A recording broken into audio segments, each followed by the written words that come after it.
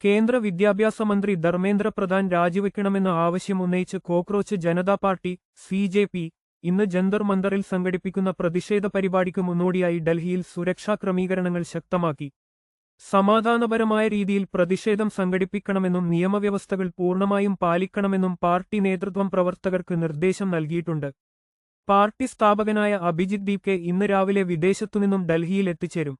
തുടർന്ന് parliament street police സ്റ്റേഷനിൽ നേരിട്ടെത്തി പ്രതിഷേധത്തിനുള്ള അനുമതി തേടുമെന്ന് അദ്ദേഹം വ്യക്തമാക്കിയിട്ടുണ്ട്. രാവിലെ 9 മണിയോടെ പ്രവർത്തകരോട് നിശ്ചയിച്ച സ്ഥലത്ത് ഒത്തുചേരാനാണ് നേതൃത്വത്തിന്റെ ആഹ്വാനം.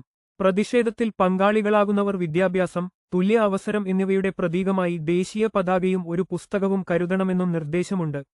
ന്യൂസ് കേരള വാട്സാപ്പ് ഗ്രൂപ്പ് ചേരാൻ click here. News Kerala Telegram group ചേരാൻ ക്ലിക്ക് ഹിയർ. പ്രതിഷേധത്തിന് പാർട്ടി മുൻകൂർ അനുമതി വാങ്ങിയിട്ടില്ലെന്ന് ഔദ്യോഗിക വൃത്തങ്ങൾ സൂചിപ്പിക്കുന്നുണ്ടെങ്കിലും ക്രമസമാധാന പാലനത്തിനായി 1000-ലധികം സുരക്ഷാ ഉദ്യോഗസ്ഥരെയാണ് പ്രദേശത്ത് വിന്യസിച്ചിരിക്കുന്നത്.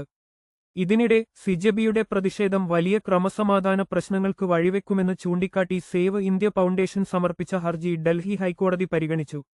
എന്നാൽ വിഷയം അടിയന്തര സ്വഭാവമുള്ളതല്ലെന്ന് വ്യക്തമാക്കിയ ജസ്റ്റിസ് സൗരഭ് ബാനർജി, ജസ്റ്റിസ് അമിത് ശർമ്മ എന്നിവരടങ്ങിയ ബെഞ്ച് ഹർജി അടിയന്തരമായി വാദം കേൾക്കണമെന്ന ആവശ്യം തള്ളി.